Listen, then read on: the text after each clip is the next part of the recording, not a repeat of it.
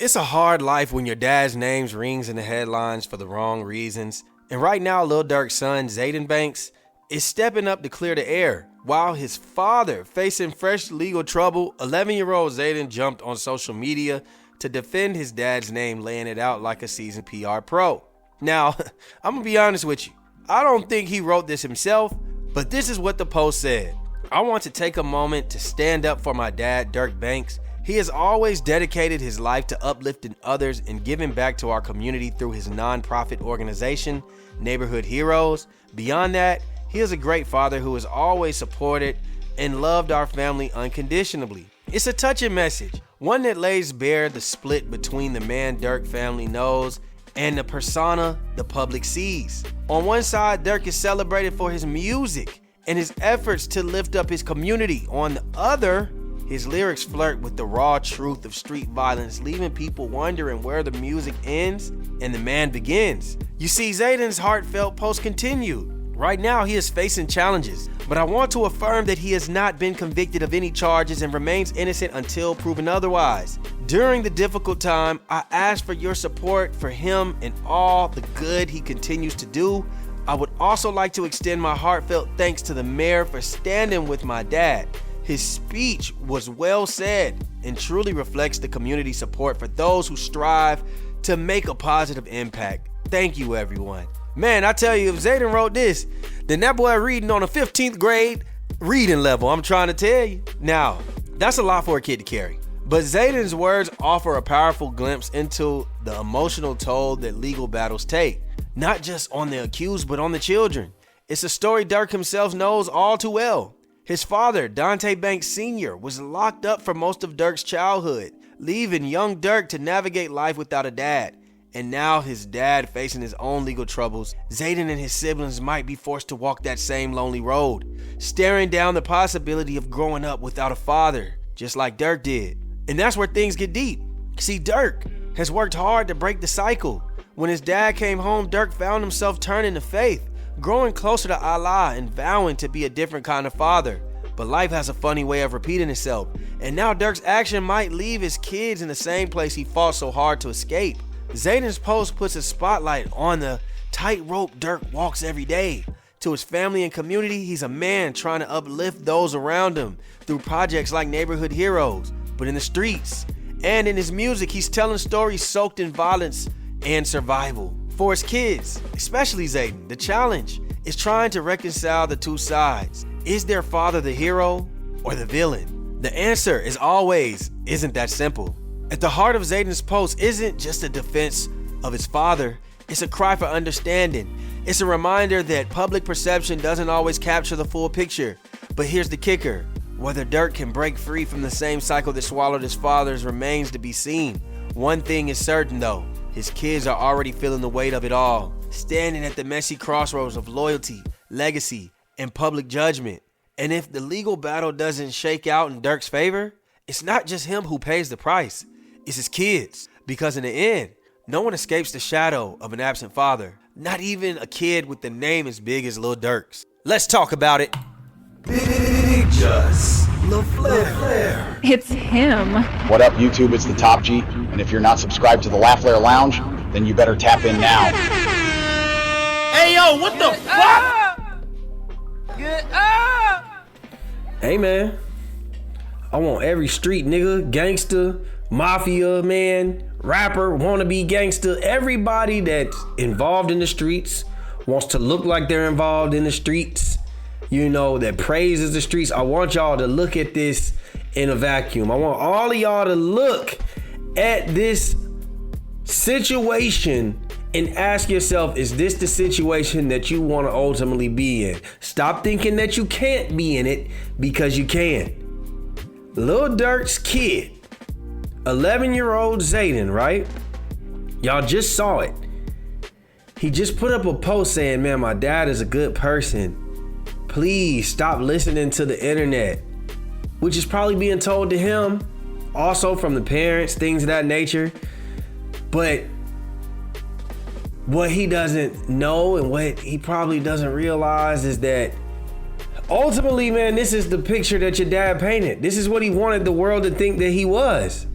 whether it was true or whether it is a character, this is what he actually wanted us to think. This is what he personified himself to be. Was a gangster, was a shot caller, was the top level boss. That's what he wanted us to think. Controlled with hate, envy, revenge. Look where it got him. See, this is what's crazy when you in the streets, when, you know, a lot of gangsters, they are good fathers. They do come home, and when they cross that threshold, when they cross that door, they leave all the bullshit of the streets outside. Right? They probably been doing it since an early age. They probably been doing it since they was teenagers. You know, coming home, can't bring this in the house, can't do this, mama here. Kids, these people that be in the streets, they've been living a double life since they were teenagers, since they were kids. And they just continue to live that life when they get home to their woman, to their kids. So the kids never understand that their dad is what people are saying on the outside, that he has that actual aspect to their lives. Look at Diddy's kids, right? As an example, they're maintaining Diddy's innocence. I think Diddy's guilty, to be honest with you. They hearing all of these stories, but in their head, they're like, it can't be true. And they're grown at this point, 25, 26. They have the knowledge to look at something and be like, man, my dad had to do some of this shit, right? So either they're not being real with themselves, or they still are stuck under the belief because of what they saw growing up, because their dad was so good at living a double life that there's no way that their dad did that shit. And that's what's going on right now with Lil Durk and his kids. Now, I'm not saying that Lil Durk is guilty. I'm saying he's innocent until proven guilty. But what I will say is, Durk ain't really helped himself out. The stuff that he said in his music, the people he associated himself with, just that alone has put him in this position. So, whether he actually called that hit or not, which, let me be honest with y'all, personally, I think that nigga did it. I do think that he did it, but he is innocent until proven guilty. You gotta prove it in court. But what I will say is, just putting yourself in the position to even be tried by a jury and a judge and a prosecutor, you put yourself in that position, Durk. It's your fault. You trying to live two different hats. You trying to wear two different hats. And now, the people that came for you, and you didn't think about how it was gonna affect your children, how it was gonna affect your wife, your baby mamas, your family.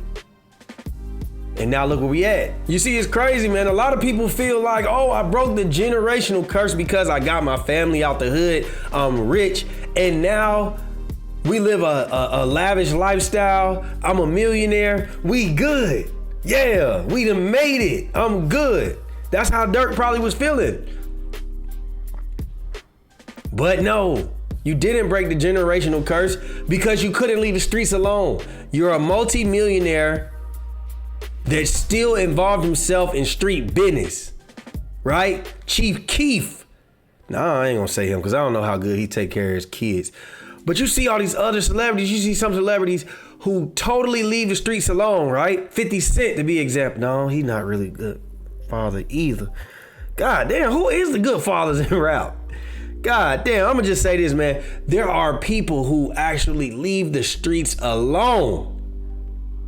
Totally. When they become rich, they take care of their children and they keep it moving, right? Like LeBron James. There we go. Well, LeBron wasn't really in the streets. God damn, can y'all help me out in the comments?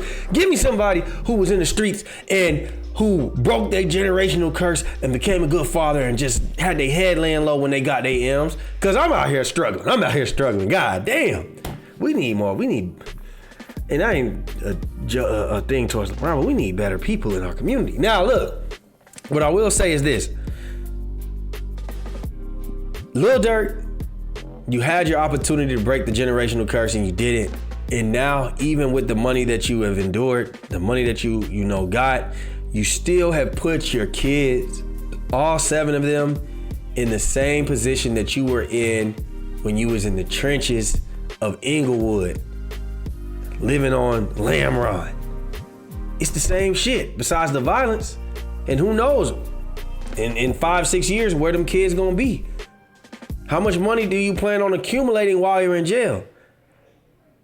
You gotta bleed out this money for lawyers?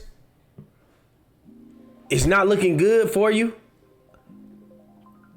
I'm just saying, like, what's the plan? You put your children in the same position that you were put in, that your dad put you in.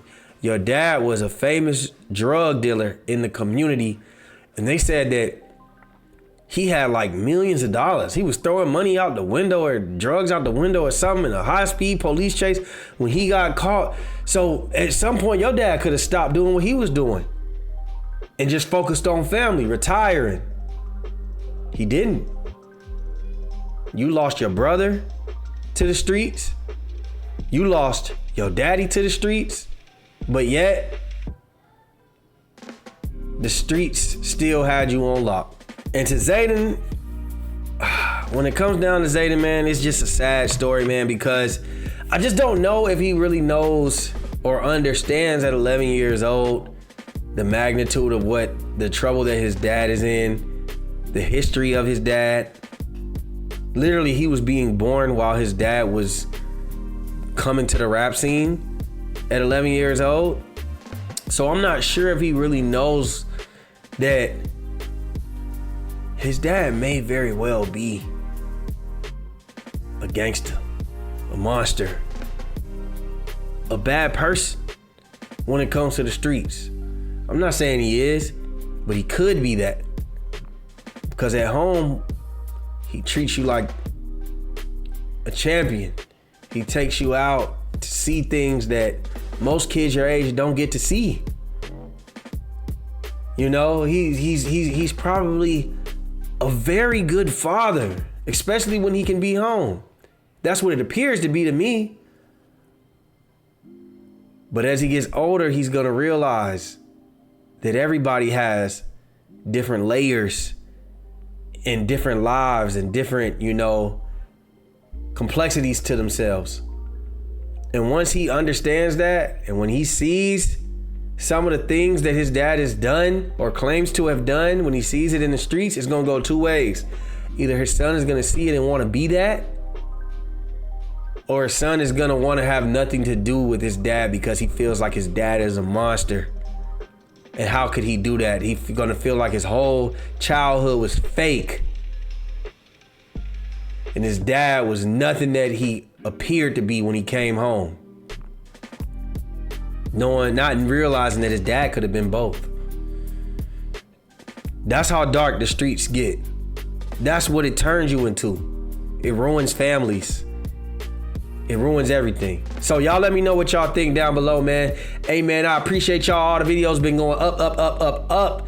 Continue to like. Let's get 150 likes. We keeping it light. Let's get 150 likes on this video. So please, if you made it this far, hit the like button. It's free.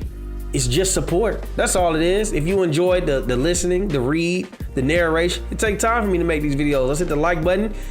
Let's try to get to 10,000 subscribers by the end of the year. I don't know if we gonna get it, but all it does is take a few successful videos and them subscribers go up. You feel me? So let's do it. Like, share, subscribe, comment, hit that notification bell, and we out, baby. Boom.